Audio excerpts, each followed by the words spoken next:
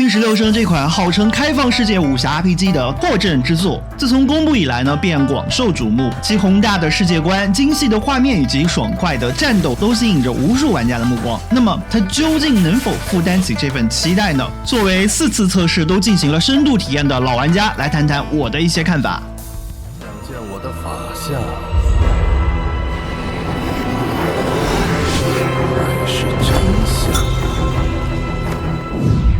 首先不得不承认，烟云16声在画面上的表现力是令人惊艳的。游戏采用了自主研发的引擎，画面整体是写实风格，细节刻画较为精细，尤其是光影效果和场景建模方面表现突出。无论是巍峨壮丽的山川、一望无际的草地，还是古色古香的城镇，都展现出了令人叹为观止的细节刻画。光影效果的运用恰到好处，让场景充满了层次感和真实感，尤其是夕阳西下之时，那漫天的红霞与水墨般的山峦相映成趣，更显得诗情画意。部分场景也存在贴图精度不足以及优化的问题，在高负载情况下会出现卡顿的现象，这可能与游戏世界规模庞大以及复杂的地形系统有关，帧率的稳定性有待提升，尤其是在多人的场景下。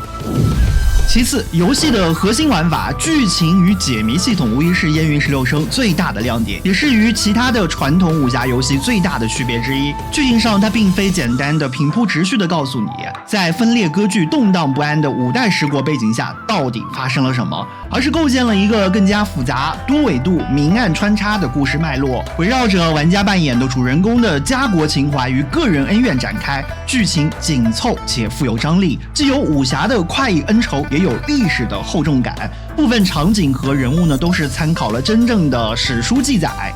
支线任务则是以一个完整的解谜场景来展开，内容涉及到英雄豪杰的爱恨情仇、崛起沉沦，普通百姓的苦苦挣扎、乱世下的冲突细节以及江湖传闻，极大的丰富了游戏的世界观。支线任务看似是一个单独全新的故事，其实跟主线呢有着紧密的联系，可以进行相互的印证。再加上一部分大世界的探索、挑战的 BOSS、NPC 间的对话等等内容，进而思索推敲出一个扑朔迷离的猜想。之所以呢是猜想，是因为结果呢可能要到后期不断的更新才会真正的揭晓。这种设计呢极大的提升了游戏的可玩性，像是看了一场沉浸式的武侠电影。这个电影呢需要有玩家自己来推动。不过这也带来了一定的学习成本，对于新手玩家来说，理解和掌握这个世界观需要一定的时间和精力。无论如何，我个人觉得烟云16声讲故事的能力绝对是目前国产游戏中比较突出的。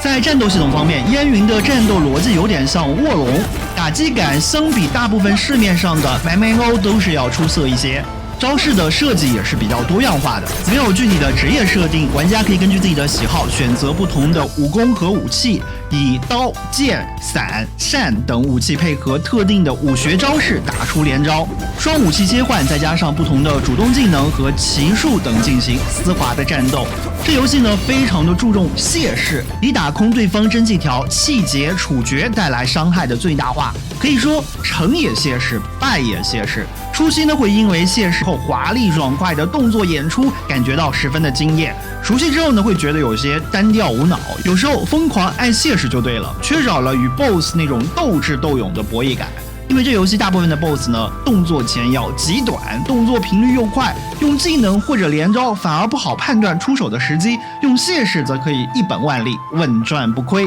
对此呢，很多玩家的批评的声音也很大，或许呢是因为战斗逻辑的修改牵扯太大了，也或许是没有更好的方案了。官方暂时呢也没有听取到这部分的意见，维持了原样。